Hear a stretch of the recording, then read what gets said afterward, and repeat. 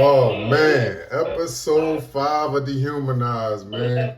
And I have the honor to be sitting here with oh man, David Bookman, man, my guy Oso. Oh, if I could tell you the history, man, with me and this guy, man, it go back, it go deep. It's emotional for me a little bit I had to leave him in there, but inshallah he'll be here soon.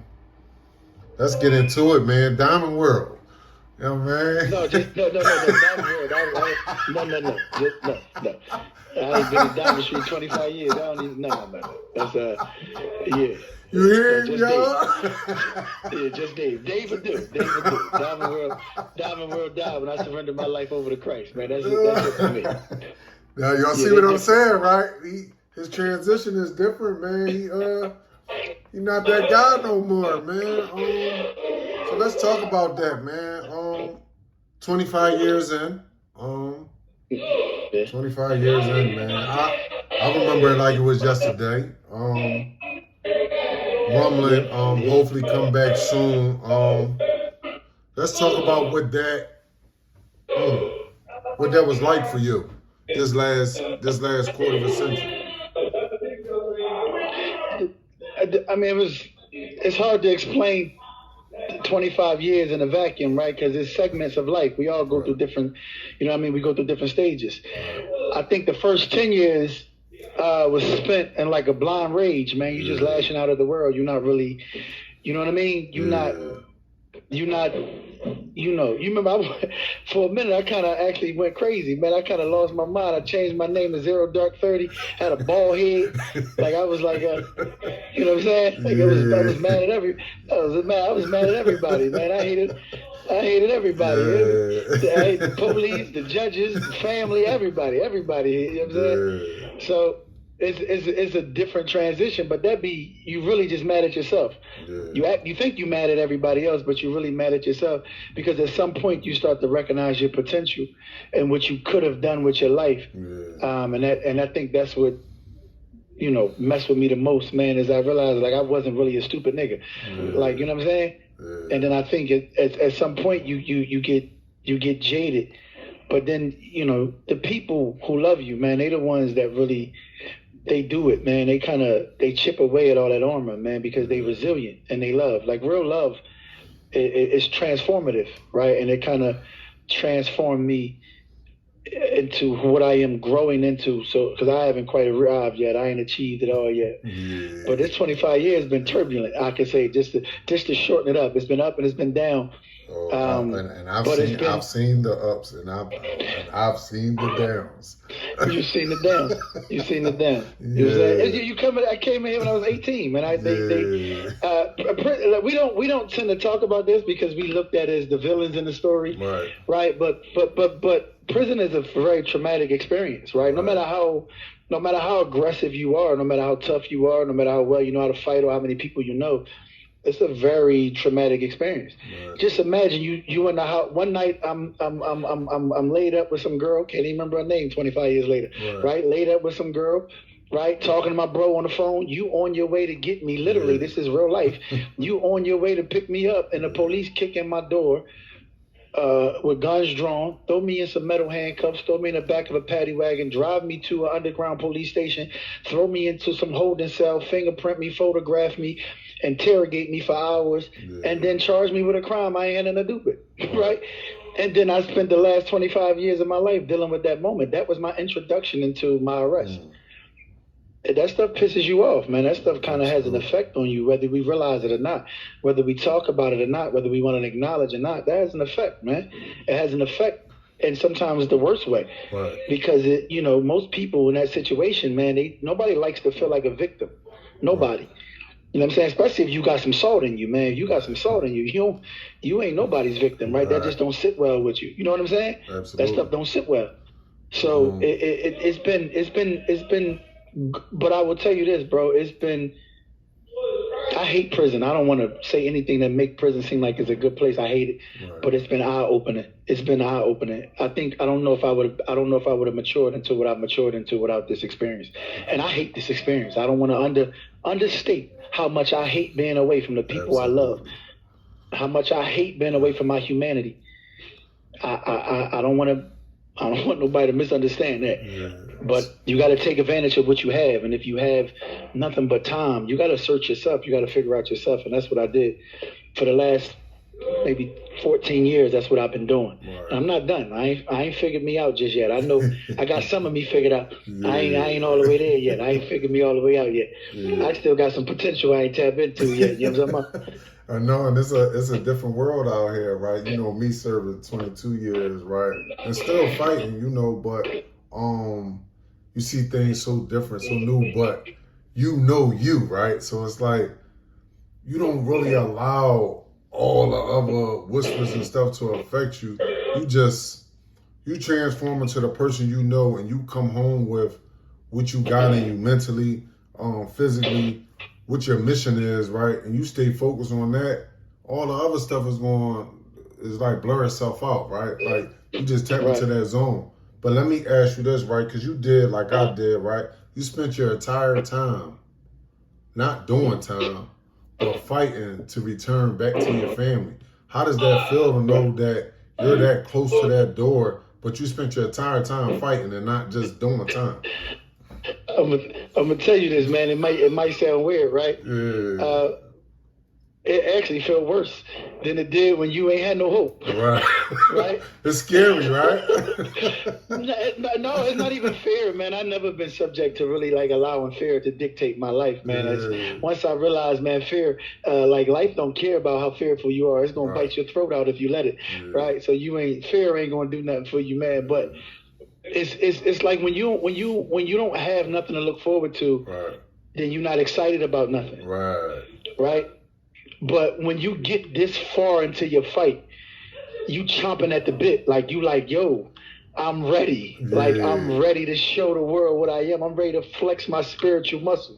I'm ready to flex my grown man muscle. Not like none of that weird stuff. No shoot 'em up. I'm just like life. Like just to travel, just to hug my mother, to go shovel her snow in the winter. You know what I mean? Just like I'm ready for life.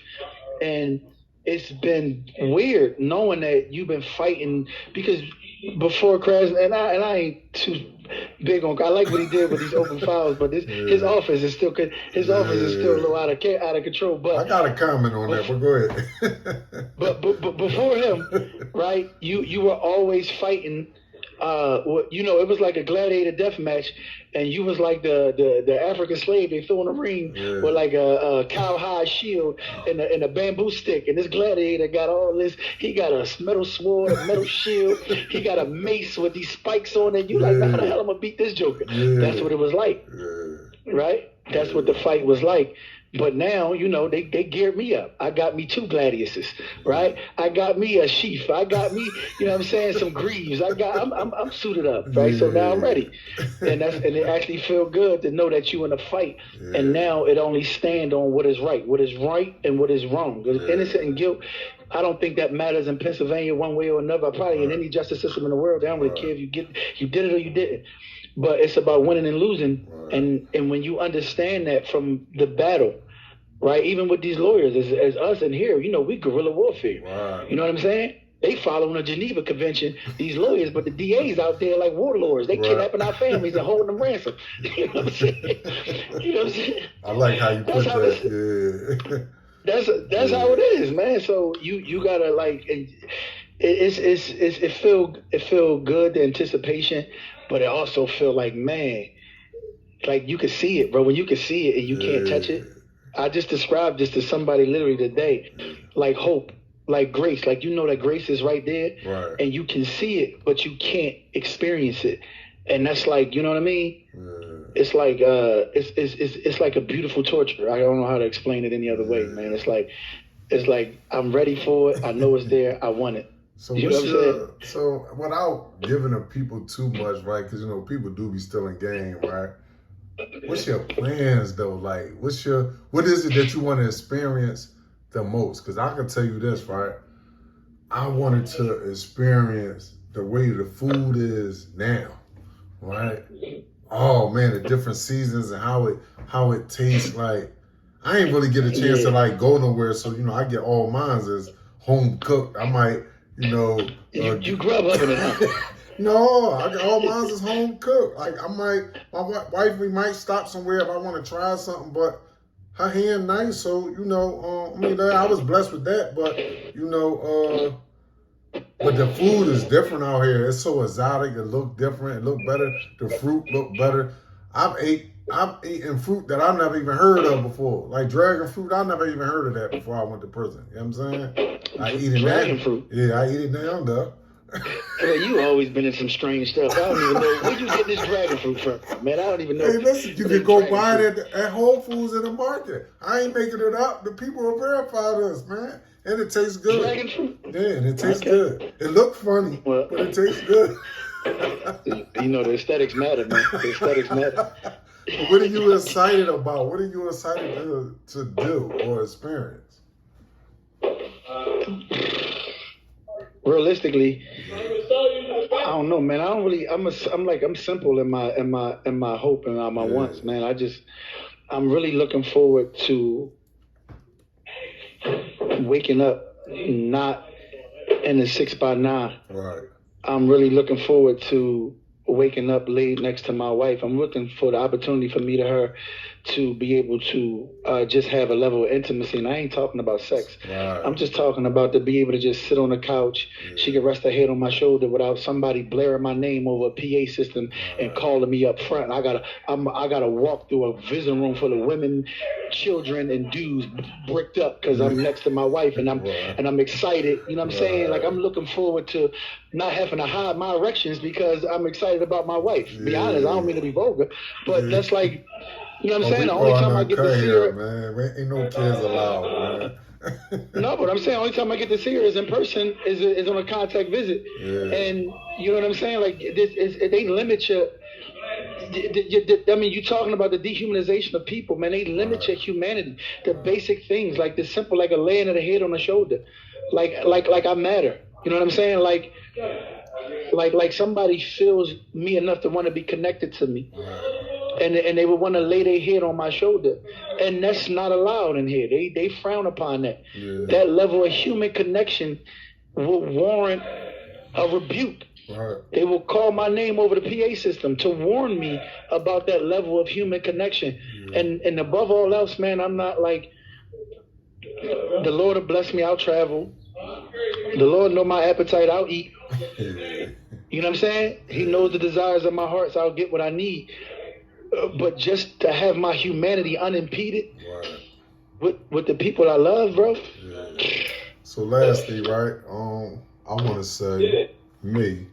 say, I'm proud of you. I'm waiting for you. I'm excited for you. I'm excited for you. I need you to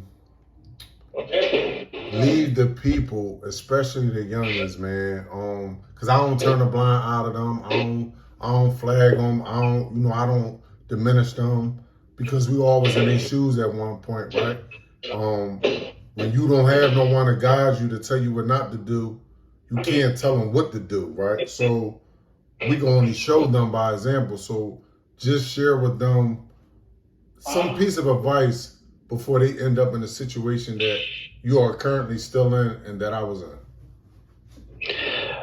The only, you know me, man. I don't really gotta be real and uncut with them, man. Yeah, I don't know any advice that's gonna deviate somebody that's on that path from that path, because it wouldn't have been no advice anybody could have gave me that would have deviated me from that path. I wish to God it would have been. I wish I could have did something different with these last 25 years.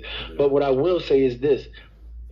You might not stop doing what you're doing, but I want you to just really just think about this, because this is what it's going to, at the end of the day, you're going to throw your life away, essentially, man, for people.